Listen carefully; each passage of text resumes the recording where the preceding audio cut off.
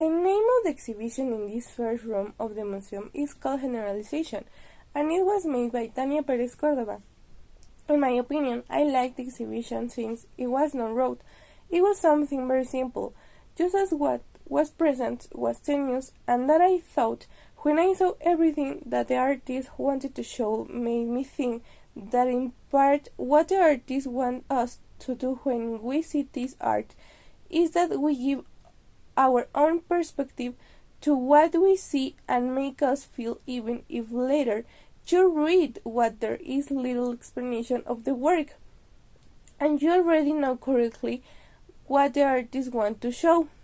This room deals with the passage of the time, the nature of the materials, the case of the other, the imminence or possibility of an action, the way in which we assign value to objects, negative space, and the insufficiency of discourse. These pieces they reveal the potential of open narratives, which do not determine the viewer's experience.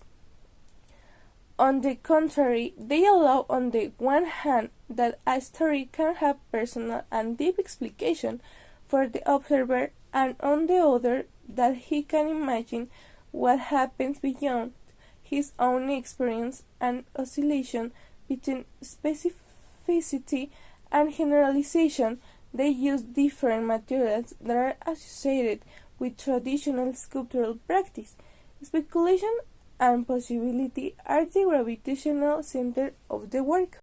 In this room, Rafael Montañez wants us to express a contextual retrospective where radical gestures characterize life and which propose destruction in art as an antidote to the hegemonic narrative of Eurocentrism, capitalism, and progress.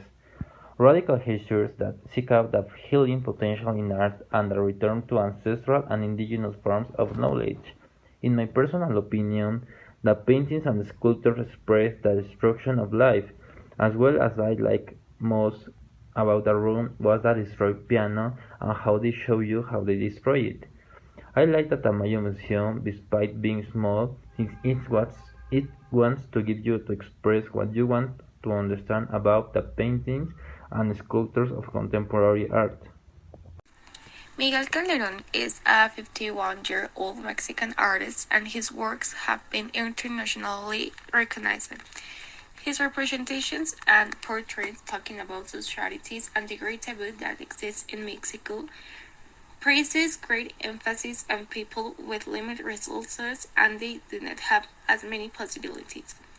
Also, his perspective separates reality from fiction. In several of his exhibitions, we can see how he expresses his feelings and how he makes his ideas in photography, videos, sculptures, or paintings, giving a meaning and expression in societies and how Mexican lives just like their and works that are related in ancient Mexico.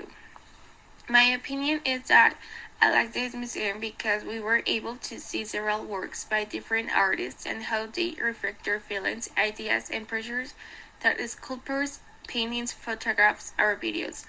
Although several people do not fully understand the idea they are given to the reader, the explanation.